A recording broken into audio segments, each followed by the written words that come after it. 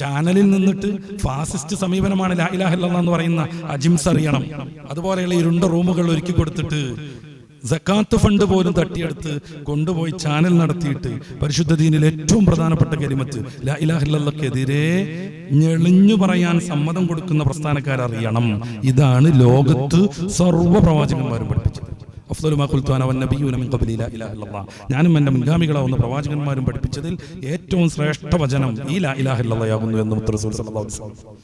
ഈസാ നബി അതാണ് പഠിപ്പിച്ചത്. സൂറത്തുൽ മാഇദയുടെ 117-18 വാക്യങ്ങൾ എല്ലാ പ്രവാചകന്മാരും അതാണ് പഠിപ്പിച്ചത്. അപ്പൊ അതൊരു ഫാസിസ്റ്റ് വാക്കാണ്. അത്ര എന്തുകൊണ്ട് അള്ളാഹു മാത്രമേ ആരാധ്യനുള്ളൂ എന്ന് പറഞ്ഞാൽ ആരേ അള്ളാഹു? ലോകം പടച്ച, സർവം സൃഷ്ടിച്ച, ഈ ലോകം വിവിധം കൈകാര്യം ചെയ്യുന്ന സർവശക്തനാകുന്ന ഇലാഹ്. മുസ്ലിങ്ങൾ അള്ളാഹു എന്ന് പറയുന്നത് അവരുടെ ഗോത്ര ദൈവമാണെന്നാണ് ഈ അജിംസിനെ പോലുള്ളവർ മനസ്സിലാക്കിയിട്ടുള്ളത്. ക്ഷമിക്കണം, കുറച്ചുകൂടെ വായിക്കാനുണ്ട്. ലോകത്തിന്റെ സൃഷ്ടാവാണ് അള്ളാഹു.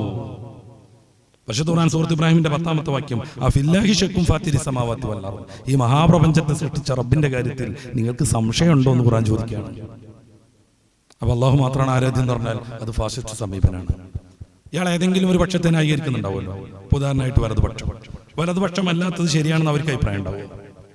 അല്ലെങ്കിൽ അതിന്റെ പ്രതിപക്ഷം ഇടതുപക്ഷം. നമ്മുടെ കേരള സാഹചര്യത്തിൽ അവർക്ക് വലതുപക്ഷവും ശരിയാണ് ഇടതുപക്ഷവും ശരിയാണെന്ന് അഭിപ്രായം ഉണ്ടാവും? ഇല്ല, ആർക്കും അങ്ങനെ ഒരു അഭിപ്രായം ഉണ്ടാവില്ല. അന്തവും ബുദ്ധിയും പക്വതയും വിവേകമുള്ളവർക്കും ഉണ്ടാവില്ല. രാത്രിയും പകലും ഒരുപോലെ എങ്ങനെയാണ് സംഭവിക്കുക? രാത്രിയും പകലും ഒരുപോലെ എങ്ങനെ സംഭവിക്കുക? ഇപ്പൊ പകലാണെന്ന് ഞാൻ പറഞ്ഞാൽ അല്ല, രാത്രിയും കൂടിയാണ് ഒരു സുഹൃത്തിന്റെ ഭാഗത്തിൽ അത് അംഗീകരിച്ചു കൊടുക്കാൻ പറ്റും.